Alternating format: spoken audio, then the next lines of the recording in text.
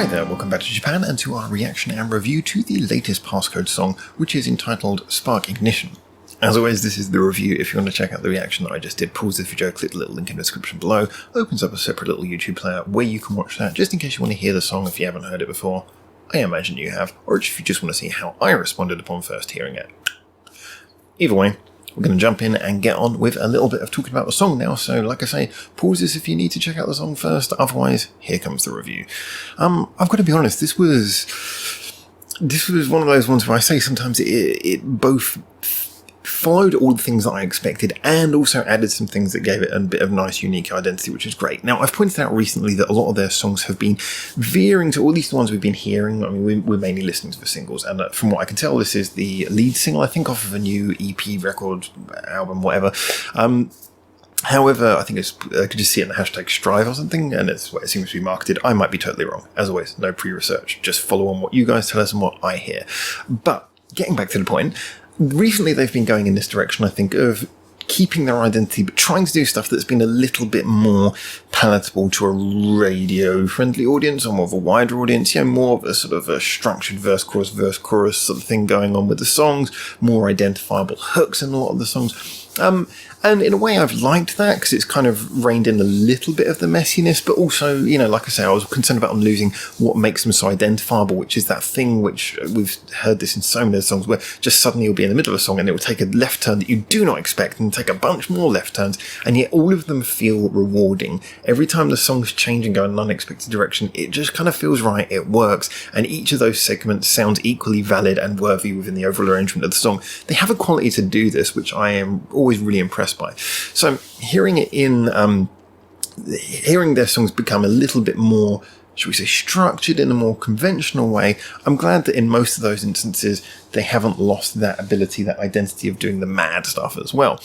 So when we're listening to this song, this is interesting. I think this kind of walks that line very well again. It has a very sort of nice, identifiable ability to deliver some hooks. There's some real choral moments where you feel like this is the sing-along bit, which is great.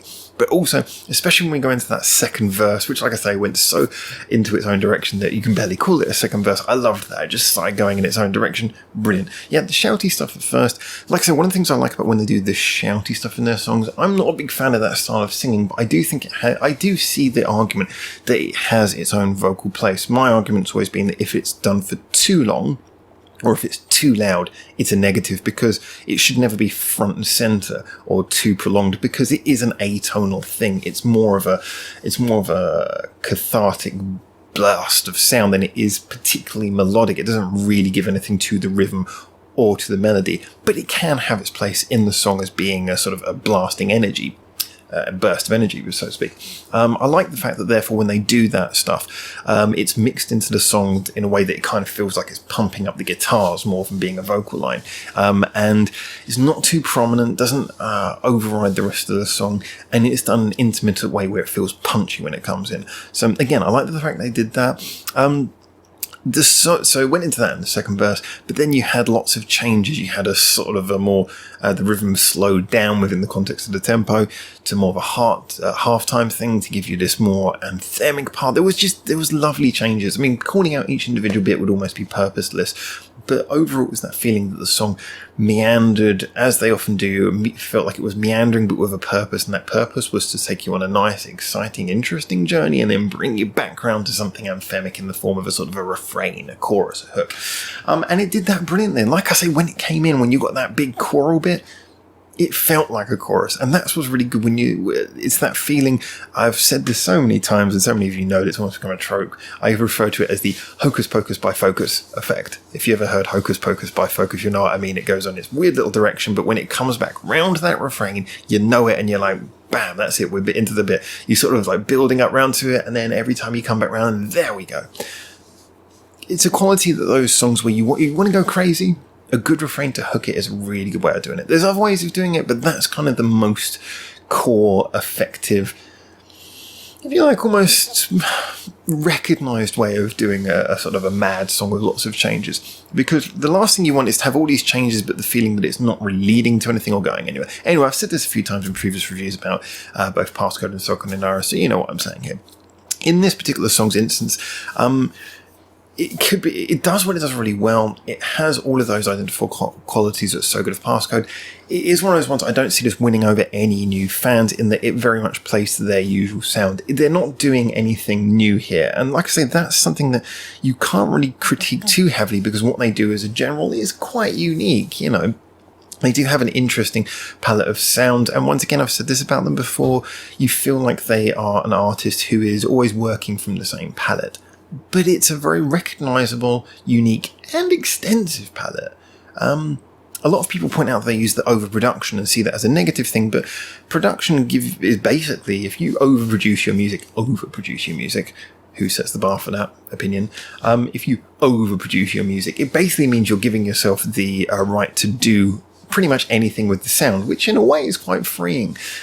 So I appreciate it. So long as they keep on being creative with how they use these sort of digital production elements, then I'm 100% for that. And I think they do, and I think this is a representation of them doing that again. The video was a little bit too been there, done that before. It was kind of like, we've seen this in their previous videos, and it didn't do anything. It kind of felt like a little bit like a just going through the tropes of the videos of Passcode past, in that it was just quick cuts, lots of flashing lights in a dark room, dance stuff. The bit of them sort of floating in, that is kind of a cool thing, but didn't really do much to give the video any identity. I think it's a shame. I think the video could have had more identity. It could have been more interesting, and that would have supported the song more. It's not that it's a bad video. It's not that it doesn't feel the song well. It does that, but you know, I feel like perhaps they could have done something that was a little bit more, been a little bit more brave with the video, considering the song itself, as brave as their sound is for the best part, it is doing something we've heard from them before. I thought the video could have stepped up a little bit more to help give a little bit more identity to the piece. But overall, is this a good single? I think it is. Is it catchy? Not quite, but like I say, it has a refrain that you can come back around to, and I think it's one of those songs where if you hear it enough, if you willingly sit down and listen to it enough, maybe as a fan, or maybe it's just someone who's got it on a playlist, I think it's one of those ones where the hook will eventually start to burrow in, but it's not an immediately catchy one. Yeah, I think this is good in its context. Like I say, not going to win over any new fans for them. But if you are already a fan, I think it's going to push all those buttons that probably make you like them in the first place, make you a fan of this artist to begin with. It's very Passcode in all the good ways. They seem to have a good control of their sound. It's also, like I say, it's nice and neat in that it does come back round to its little refrains. It does give you those bits where it becomes choral, just to make sure that there is a feeling of purpose, direction, and crescendo to the song in the final analysis. So yeah, I think that this works I always find it hard to say, and it's not very experimental for them, because like I say, their sound is quite experimental, it's quite unique in its own right, but given that they know what they're doing with this sound, it's not particularly experimental, it's them just being them, and can't really critique that.